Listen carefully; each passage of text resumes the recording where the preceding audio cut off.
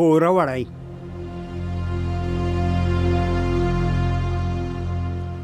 اوس حیرانه یم چې دې غره ته څرنګه وختو. د راختو په وخت ستړي شو، خو یوې نامعلومې هیلې خېژولو. له ملګرو مې نه یم خبر چې دوی څه فکر کاوه. زما بیړه وه، غوښتل مې ژر ژر سر ته ورسېږم او وګورم چې څه خبره ده. اوس چې لاندې ګورم زړه مې ریږدي، دومره ډېر لوړ راغلي یو. پاس نور غرونه دي، لاندې مځکه ده، بره هسک دی. دلته هم هغسې ښکاري لکه له لاندې چې ښکارېدل. ملګري مې ساه دي، خو ظاهراً خوښ ښکاري چې څه ته به خوشحاله وي. زه وارخطا یم، خو غږ نه کوم. له بېرته کښته کېدو ډارېږم، که وښویېدم، که مې سر وګرځېده. څه بد مې کول چې دلته راتلم. ته وا انکار مې کولی شوی؟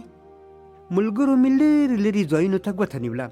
هغه څه چې یې هره ورځ لیدل، اوس یې له پاسه په بیا موندلو داسې ځان خوشحالاوه لکه نوې خبره چې یې کشف کړې وي. ما ته یې خوند نه راکاوه.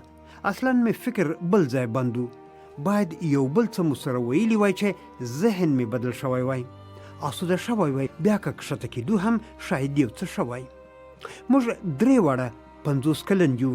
د زیږېدو میاشتې مو بدلې دي، خو کال یې یو دی. په دې نیمه پېړۍ کې مو لکه کوچیان کډې په شا وګرځولې. له یوه ځایه بل ته مهاجر شو. دومره مو ومونده چې شپه پرې سبا کړو. هر ځای لکه د غره همدا سر موقتي و، قرار مو ونه مون. ومې ویل که 2 میلیونه ډالر څوک راکړي، خو راته ووایي چې د عمر 20 کاله درنه اخلم، ورسره منئ یې؟ لکه په لمرین پسرلني مازدیګر کې چې یو ناڅاپه تنده شي، باران شي. دوی غلي شول. ما په خپلې پوښتنې فکر وکړ. خبره مې بیا روښانه کړه. 2 حالت دي. که 20 کاله د ټول عمر له پایه کموي، یو ځواب به وي. که 20 کاله د تیر عمر له ورځو باسي، ځواب به بل څه وي. زما چاغ ملګري وخندل. دواړه مې قبول دي. په ونه ټیټ یار ژیره وګروله. اول باید دا راته معلومه شي چې ټول عمر څومره دی. که 80 کاله وي او وروستي 20 کاله راڅخه اخلي، معنا اوس باید مړ شم، نو 2 میلیونه ډالره به څه کړم؟ چاغ ملګري تندی تریو کړ. ټول عمر به منفي فکر کوي. چا ویل 80 به وي، شاید 80 وي، 90 وي.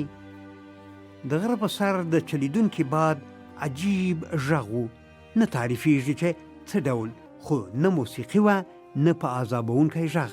ما وویل ښه، که د تیر شوي عمر 20 کاله در څخه وغواړي او 2 میلیونه ډالره درکړي، څرنګه؟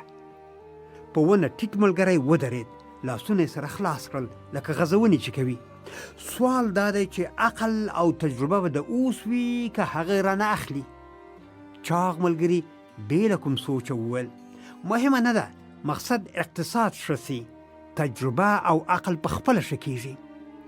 ملګري مې ورته وخندل. دا نه وي چې دغه 2 میلیونه د هغې تجربې او عقل په موندلو ولګوو او په 50 کلنۍ کې لکه اوس بې پیسو یو. ته نیم په مځکه ننوتی یې، نیم د باندې یې. خندا شوه. په ونه ټیټ جګ شو، مخ په کښته وخوځېد. د چاغ ستمی و، داسې روان و توه منډې وهي. زه هم ورپسې شوم. لاندې له رستوران ته د پخو شویو خوړو اشتها پارونکی بوی راغی. چاغ ملګري مې وویل چاته یې ډېره و، ښه چربه ډوډۍ به وخورو. په ونه ټیټ ورته وویل نو دا په غره ختل او ورزش هېڅ؟ پاس مې وکتل. له خورا لوړ ځایه راکښته شوی وم چې اصلاً نه وم پرې پوه شوی. چاغ ملګري مې وویل عمر ډېر دی، بیا به غره ته وخیږو. پرېکړه ماته پاتې شوه.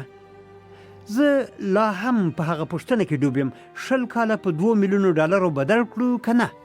چاغ ملګري مې د رستوران ور پرانیست. تاسو چرتونه وهئ، زه به پلونه ووهم.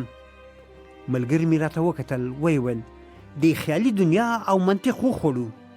دی هم په رستورانت ورننوت. په جیب کې مې پیسې نه وې، د بانک کارډ را سره و. دا یې پوره وړی، پسې ورغلم.